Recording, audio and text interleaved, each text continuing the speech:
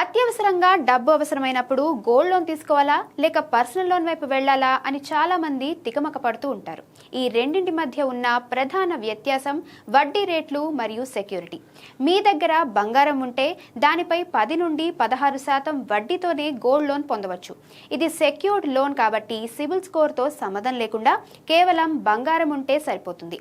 కానీ దీనిని సాధారణంగా 12 నెలల లోపు కట్టేయాల్సి ఉంటుంది. అందుకే తక్కువ కాల పరిమితితో త్వరగా అప్పు తీర్చగలిగే వారికి గోల్డ్ లోన్ సరైన చాయిస్. మరోవైపు ఎటువంటి తనఖా లేకుండా కేవలం మీ జీతం లేదా వ్యాపార ఆదాయం ఆధారంగా ఇచ్చేది పర్సనల్ లోన్. ఇందులో వడ్డీ రేట్లు కొంచెం ఎక్కువగా అంటే 11 నుంచి 20% వరకు ఉంటాయి. అయితే దీని అడ్వాంటేజ్ ఏమిటంటే తీసుకున్న అప్పును 60 నెలల వరకు సుదీర్ఘకాలం పాటు చిన్న చిన్న వాయిదాల్లో చెల్లించే వెసులుబాటు ఉంటుంది. మీకు 20 లక్షల వరకు పెద్ద మొత్తం కావాలన్నా దాని నిదానంగా కట్టుకోవాలనుకున్న పర్సనల్ లోన్ బెటర్. అయితే ప్రాసెసింగ్ ఫీజు గోల్డ్ లోన్ లో 1% ఉంటే పర్సనల్ లోన్ లో 2% దాకా ఉంటుంది.